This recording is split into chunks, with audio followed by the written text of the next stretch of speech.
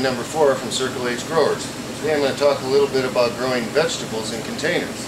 If you're like me and you don't have anywhere to really have a vegetable garden in-ground outside, well, there's another way that you can do things.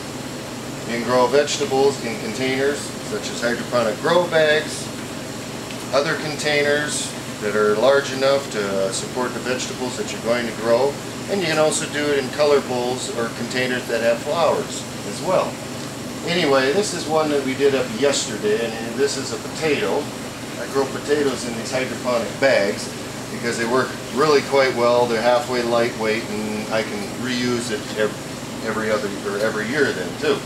Anyway, we start with a good quality potting soil. You don't ever want to use garden soil or anything out of a flower bed, because if you do, what it does is it destroys the soil structure that once you put it into the pot or the container, whichever you use, or a bag, whatever it is. Another thing is the soil compacts. There's no proper drainage, there is no proper airflow or oxygenation or water for the plant. The plant will grow very, very slow, if at all, and will not do very good. So use a good potting soil. Anyway, I filled this up to about here.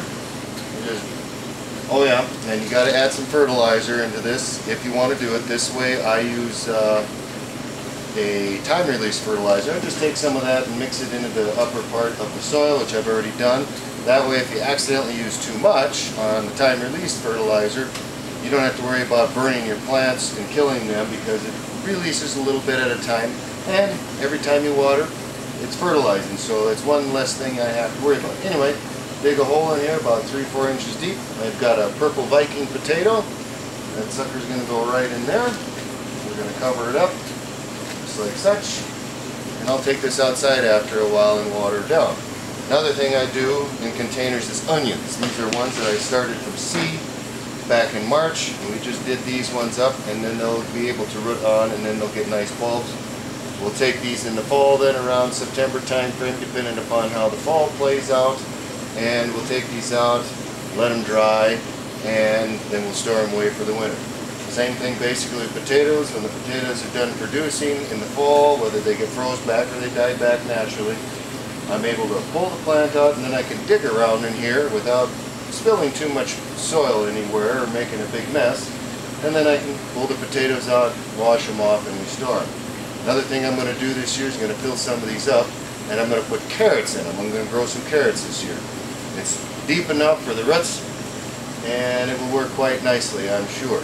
I'm going to try a few other things. I also do tomatoes in pots, and they're growing in here, and they get up about 12-14 feet long, and like last year, they were really loaded. And another thing that you can do, you can also plant vegetables in with your flowering color bowls or containers, because you can take 1 or 2 vegetables in there amongst your flowers. For instance, Swiss chard is something you can do. You can do celery, you can do cabbage, things like that. Whatever you decide you want to do, whatever you feel you need to do. Just because you don't have a traditional garden doesn't mean that you can't grow vegetables, but you can do it in a container.